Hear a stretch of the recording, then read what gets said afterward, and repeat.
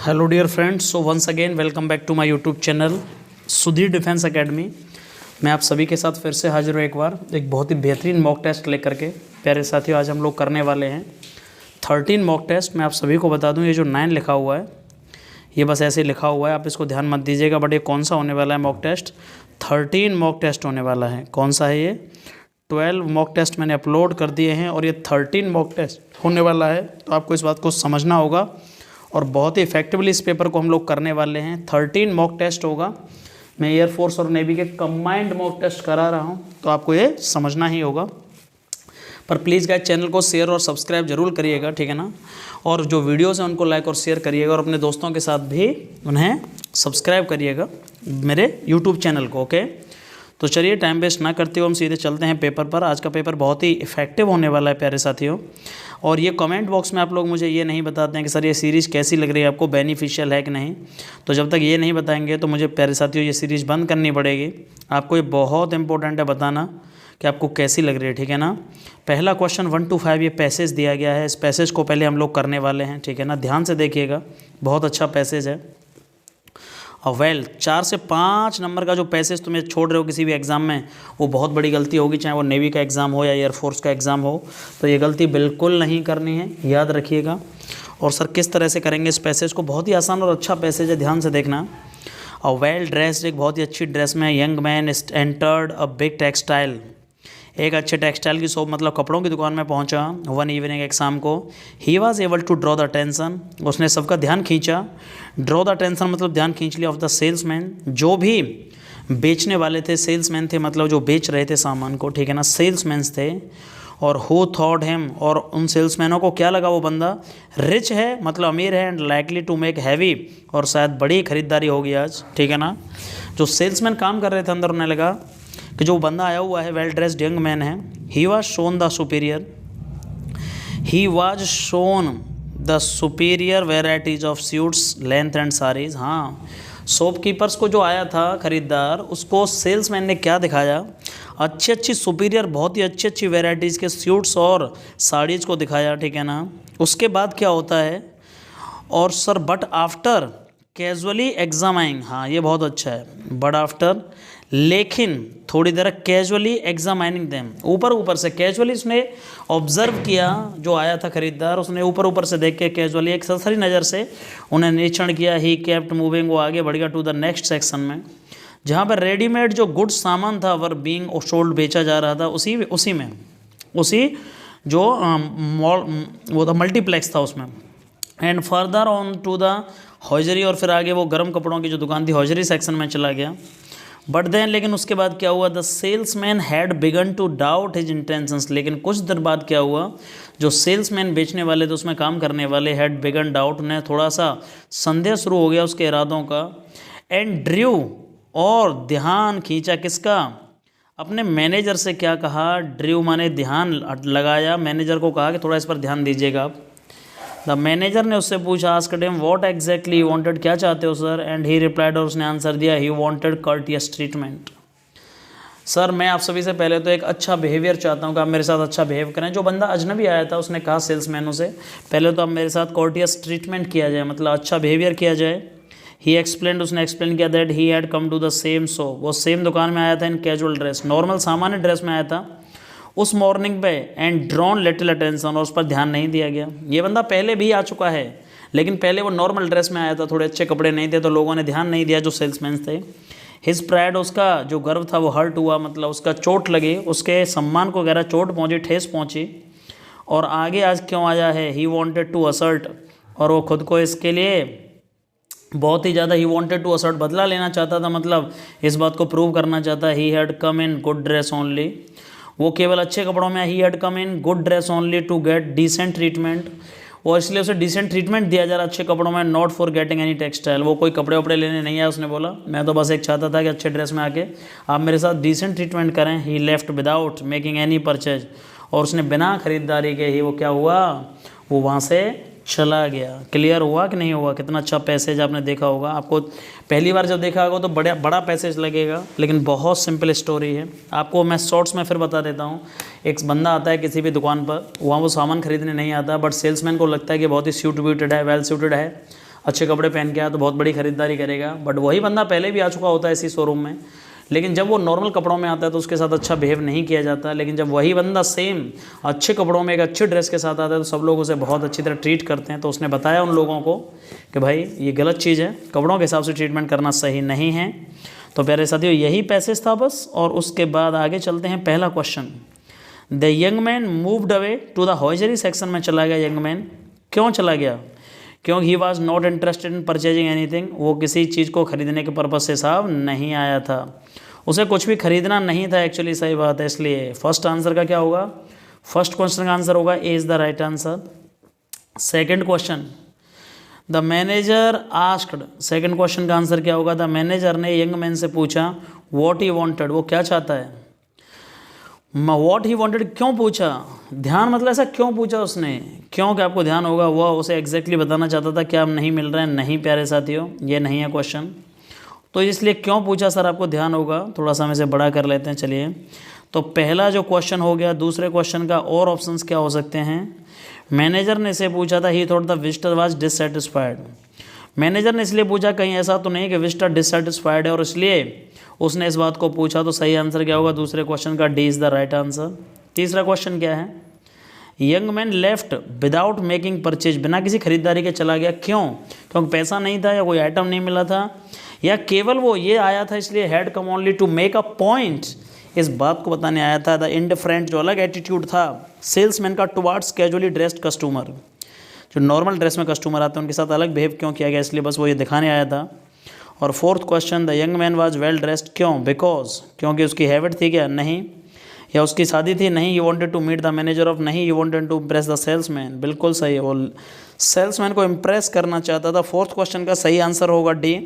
और sir question number छठवां, salesman जो दुकान में था are described as people who pay attention to, salesman ने दुकान में जो डिस्क्राइब किए गए हैं वो किस तरह से, किस पर ध्यान देते हैं? Only young man and women या only rich customers? Only regular rich customers. तो सही आंसर क्या होगा प्यारे साथियों? सही आंसर होगा C is the right answer. सही आंसर क्या है?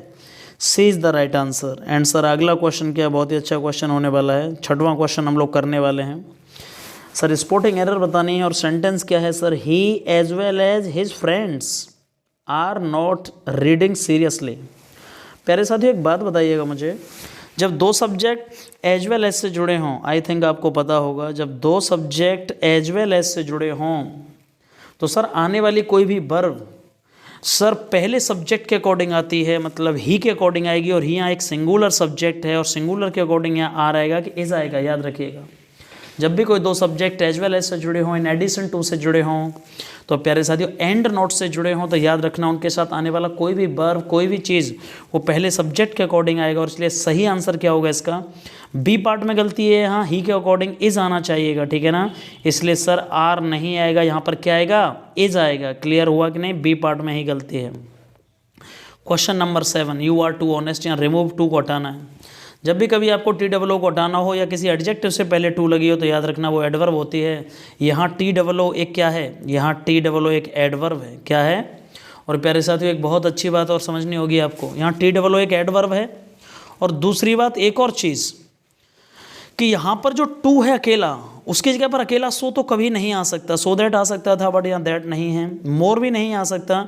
तो हम यहाँ मच लगाएंगे कि एक्सट्रीमली, सर हम यहाँ एक्सट्रीमली या वेरी जोड़ दिया जाता है, इसलिए sir C D answer is the right answer. जब इसका मतलब है तुम ईमानदार हो कि कुछ ज़्यादा ही ईमानदार हो, मतलब इतना नहीं होना चाहिए, बहुत ज़्यादा ईमानदार हो। ये रिमूवल टू का एक क्वेश्चन आता है, मैं टॉपिक को पढ़ाने वाला हूँ तो ध्यान रखिएगा, रिमूवल टू से क्वेश्चन पक्का आएगा। 7 क्वेश्चन का सही आंसर क्या होगा सर? सही आंसर होगा D is the right answer. Clear हुआ कि नहीं? एंड आगे बढ़ते हैं सर। Question number 8, bottom. प्यारे साथियों बॉटम किसे कहते हैं उसका उल्टा बताना है। बॉटम का मतलब होता है प्यारे साथियों कोई भी चीज़ जो बिल्कुल एकदम नीचे है, निचले स्तर पर है, मतलब किसी चीज़ का जैसे हम बोलते हैं तल है, ये मेरे घर का सर बिल्कुल बॉटम लेवल है, ठीक है ना। तो प्यारे साथियों इसका सही आंसर क्या होगा मैं बता दूं आपको, 100% होगा, C is the right answer. क्या होगा? C is the right answer. Bottom मतलब निचला और टॉप मतलब सबसे ऊपर होगा। बेस हो नहीं सकता, बेस माने आधार, निचला ग्राउंड भी नीचे होता है, लेस माने संख्या में कम होता है, इसलिए ये आंसर नहीं होंगे। 8th क्वेश्चन का सही आंसर क्या होगा प्यारे साथियों? सी इज़ द राइट आंसर। और सर अगला क्वेश्चन क्या होने वाला है? कैंडिड। बहुत ही प्यारा वर्ड है कैंडिड, एक एडजेक्टिव है प्यारे साथियों। और कैंडिड का मतलब समझ लीजिए, जो कैंडी टॉफ़ी खाने वाले बच्चे हैं वो कैसे हैं, सीधे और निष्कपट होते हैं, बहुत ही प्यारे। कैंडिड माने वो कोई भी बंदा जो आउट स्पोकन है, जो नेव है, जो बिल्कुल डायरेक्ट बातें करता है, इनडायरेक्ट बातें नहीं करता, ठीक है ना, जो बिल्कुल क्लियर कट रखता है हर चीज़ को। सर कितना ये फ्रैंक बंदा है सर, ठीक है ना, दिल में नहीं रखेगा जो भी होगा, पेट में नहीं रखेगा, जो भी होगा बात बोल देगा।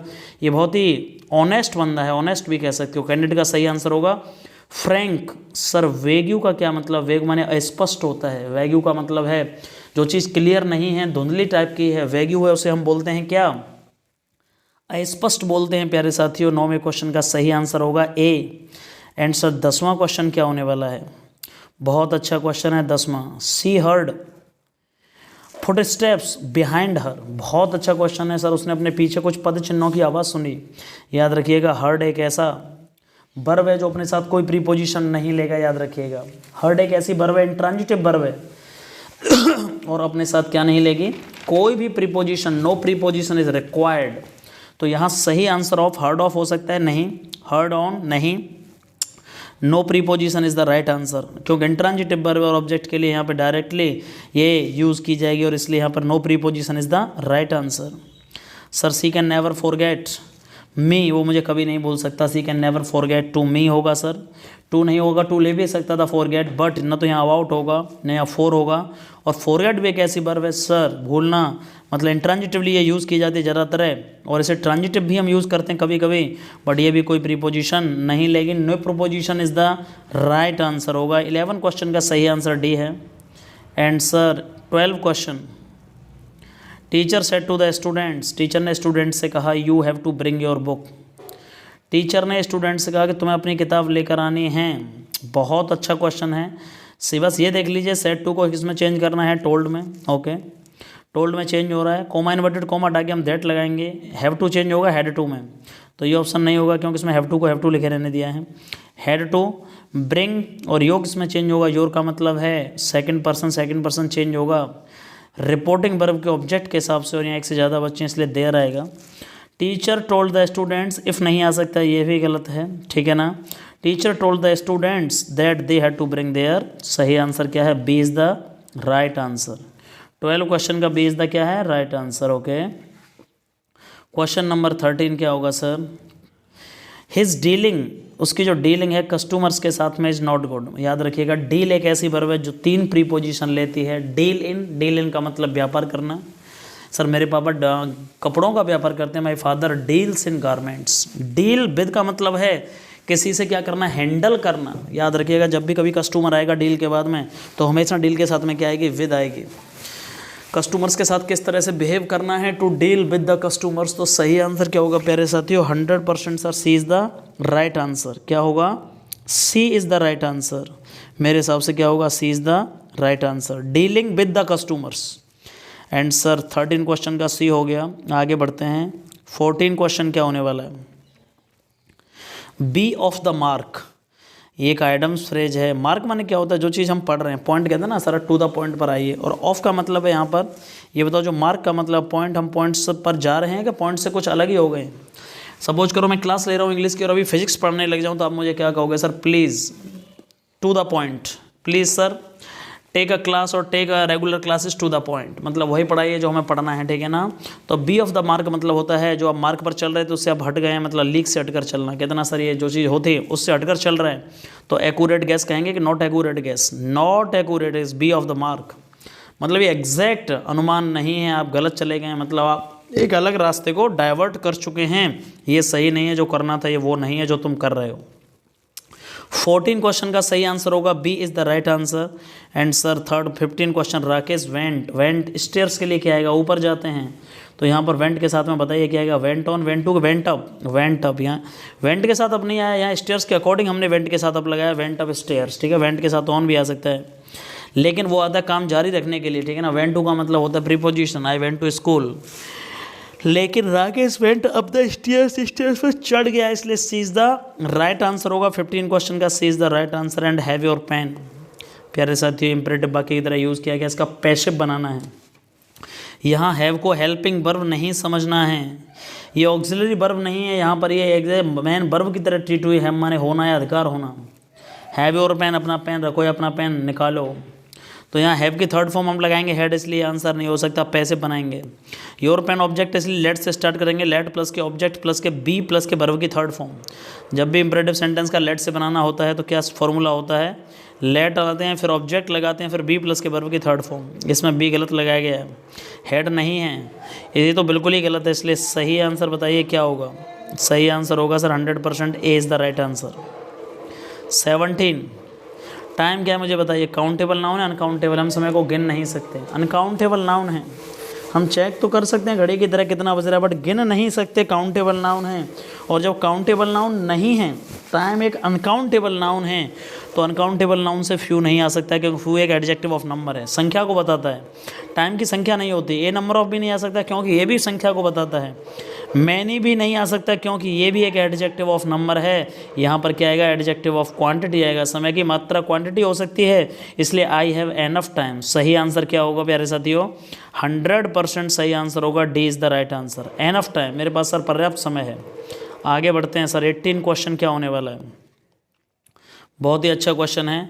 PQRS सेंटेंस रीअरेंजमेंट का क्वेश्चन है, sentence rearrangement. Given you time if you I would have come to me. ध्यान से सुनिएगा, PQRS में सबसे शुरुआत किससे नहीं हो सकती। पहली बात तो किसी भी वाक्य की शुरुआत वर्ब की थर्ड फॉर्म से नहीं हो सकती, ठीक है ना। आई वुड हैव से हो सकती है, हैड कम टू मी से भी नहीं हो सकती। Had come to me simple वाक्य है, इंट्रोगेशन नहीं है। हैड से भी स्टार्ट नहीं हो सकती है, तो क्या करें। If you had come to me I would have, तो यहाँ से हो सकती है शुरुआत एक कंडीशनल वाक्य के, काश तुम मेरे पास आते। If you had come to me, if you के बाद में आई दोबारा से नहीं आएगा, और इसलिए हेल्पिंग वर्ब आएगी, तो शुरुआत होगी क्यू से, उसके बाद आएगा S. If you had come to me, फिर आएगा आर सर, और उसके बाद आएगा पी। क्या कोई ऑप्शन ऐसा है, Q S R P. 100% sir B is the right answer. क्या होगा, B is the right answer. Boy, और बॉय का एडजेक्टिव क्या होगा बताइए। जब भी ISH लगी हो बॉयज़ में, लड़कों जैसा दिखता है, लड़का है नहीं सर, पर लड़कों जैसा है बॉयज़। जैसे चाइल्ड का एडजेक्टिव क्या होगा, चाइल्ड एक कॉमन नाउन है, बट चाइल्ड का एडजेक्टिव होगा चाइल्डिश। सर इसमें लड़कों जैसी हरकतें हैं, मतलब बचकानी हरकतें हैं, बच्चों जैसे, ठीक है ना। तो बॉय का बताइए, बॉय का एडजेक्टिव क्या होगा, 100% सी इज़ द राइट आंसर। और आगे बढ़ते हैं, फिनोमिनल, फिनोमिनन। फिनोमिनन याद रखना, फिनोमिना का प्लूरल होता है, ये नाउन है। फिनोमिनन मतलब बहुत ही यादगार कोई चीज़, ठीक है ना। तो सर फिनोमिनन का प्लूरल बताना है, phenomena. Phenomena is the right answer. Phenomenon एक सिंगुलर नाउन है, और फिनोमिना इसका प्लूरल होता है, याद रखिए, फिक्स है बिल्कुल। फिनोमिनन का होगा फिनोमिना, ठीक है ना। एजेंडम का एजेंडा। इस तरह से कुछ नाउन ऐसी जो आपको याद करनी होंगे, उनके सिंगुलर और प्लूरल। तो सर फिनोमिनन का प्लूरल होता है, लिखिए फिनोमिना। और घटनाओं को भी बोलते हैं। और आगे बढ़ते हैं सर, सीक। सीक माने खोजना, और सीक की जिन्हें पास्ट फॉर्म नहीं पता है वो लिखिए sought is the right answer. Seek की पास्ट फॉर्म किसे कहते हैं, जिन्हें नहीं पता लिख लीजिए। पास्ट फॉर्म का मतलब वर्ब की सेकंड फॉर्म को पास्ट फॉर्म बोलते हैं। वर्ब की सेकंड फॉर्म को क्या बोलते हैं, पास्ट फॉर्म बोलते हैं। और इसलिए सर सीक माने खोजना, सॉट माने खोजा। Sought is the right answer होगा, सीक्ड नहीं होगा, याद रखिएगा। आगे बढ़ते हैं, हाँ, रैबिट इन द हैट, ये आइडम्स फ्रेज है। आपके मुकुट जो रैट पहन रहा है, मतलब टोपी, टोपी में ही रैबिट बैठा हुआ। रैबिट माने खरगोश, खरगोश उस टोपी में ही बैठा हुआ है, मतलब आपको पता भी नहीं चल रहा है। तो ये बताइएगा, अचानक से कोई आपको आपका हैट में देखते हो और अचानक से खरगोश, अभी होता हो ख़राब चीज़ है का अच्छी, एक बहुत ही प्यारी सी चीज़ होती है, बहुत प्यारा लगता है खरगोश। इसलिए अचानक से आप कोई देखे होगा, तो आपको जब कोई अचानक से हिडन बॉम्ब रखता है, सरप्राइज़, अचानक से जब कोई आपको हिडन सरप्राइज़ देता है, पता नहीं चलता है, अनएक्सपेक्टेड सरप्राइज़ होता है, तो आपकी खुशी डबल हो जाती है कि अरे यार, ये मैंने सोचा नहीं था कि आप मुझे इतना महंगा उपहार दोगे, ठीक है ना। एंड आगे चलते हैं, आई एंड माई फ्रेंड। क्या गलती है, जब भी आई फर्स्ट पर्सन का प्रोनाउन है, माई फ्रेंड थर्ड पर्सन की चीज़ है। फर्स्ट पर्सन और थर्ड पर्सन जब एक साथ आएंगे तो पहले फर्स्ट पर्सन आना चाहिए कि थर्ड पर्सन। पहले थर्ड पर्सन सामने वाले की बात करेंगे, फिर मैं अपनी बात करूंगा, तो आई एंड माई फ्रेंड होगा कि माई फ्रेंड एंड आई होगा। प्यारे साथियों, इसी पार्ट में गलती है, बस इतना होना चाहिए, my friend and I did not attend to the party. Clear हुआ कि नहीं। इसलिए सही आंसर क्या होगा सर, सही आंसर होगा, पहले पार्ट में गलती है। और सर 24 क्वेश्चन, आई है मैं काफ़ी तुमसे देखकर, दोबारा से देखकर क्या हूँ, तुम्हें दोबारा से देख करके मैं क्या हूँ बताइए। यहाँ एडजेक्टिव आना चाहिए, और एडजेक्टिव का मतलब है सेंस के अकॉर्डिंग हम रोज़ बोलते हैं, I am glad to see you, मैं तुम्हें देखकर बहुत खुश हूँ। वेरीफाइड से कोई सेंस नहीं है, नन का कोई सेंस तो है ही नहीं, मच का I am much to see you, much to see you का सेंस भी नहीं बन रहा है। इसलिए सर मैं तुम्हें दोबारा से देख करके फिर से बहुत खुश हूँ। तो ग्लैड होगा इस एम आर के बाद एडजेक्टिव, ठीक है ना। और आगे बढ़ते हैं सर, अगला question. This is an interesting book, this is an interesting book. प्यारे साथियों, बुक एक नाउन है, नाउन से पहले जो इंटरेस्टिंग आया है वो याद रखिएगा, वर्ब नहीं है, वो एडजेक्टिव है। उसको डिफाइन किया जा रहा है कैसी बुक है, इंटरेस्टिंग बुक है। प्रेजेंट पार्टिसिपल भी कभी कभी एडजेक्टिव का काम करते हैं, वर्ब के फर्स्ट फॉर्म में आईएनजी आने के बाद भी, और वर्ब से पहले आएगी एडवर्ब, और यहाँ एडवर्ब क्या है, वेरी एक एडवर्ब है। सर मच भी तो एक एडवर्ब है, हाँ मच लगा सकते थे, लेकिन यहाँ पर बताना है इस एडजेक्टिव की डिग्री के कितनी इंटरेस्टिंग बुक है, तो उसके लिए हम लगाएंगे एडवर्ब ऑफ डिग्री, और एडवर्ब ऑफ डिग्री क्या है, वेरी, इसलिए very is the right answer होगा। This is a very interesting book होगी, ठीक है ना। सही आंसर होगा 25 का, C is the right answer. तो प्यारे साथियों यही पेपर था, लेकिन आप मुझे एक चीज़ नहीं बताते हैं कि आपको पेपर कैसा लगा, ठीक है ना। ये जो मैंने पेपर कराया वो आपको कैसा लगा पेपर, जब तक आप ये नहीं बताएंगे तो मेरी समझ में नहीं आ पाएगा चीज़ें। और इसलिए प्लीज़ गाइस, सचमुच में ये सीरीज़ आपको अच्छी लग रही है तो चैनल को सब्सक्राइब करिएगा, ठीक है ना। और मैं आपके लिए स्पेशल वोकेबलरी और फेस चेकिंग के लिए टॉपिक्स भी लेकर बहुत जल्दी आने वाला हूँ। Thank you so much, love you all, जय हिंद, जय भारत। सर मेरा सिलेक्शन सिर्फ आपकी वजह से हुआ है। तो सर मेरे अंदर कोई चीज बहुत कमी थी। कुछ लोग जो आए हुए हैं कि सर ये सर में पहली होती होगा, भाई ये हमारा जुड़ाव है दिल का एक्चुअली। भाई मैं सच बोल रहा हूँ, जो मेरा सिलेक्शन हुआ है केवल सर की वजह से हुआ है।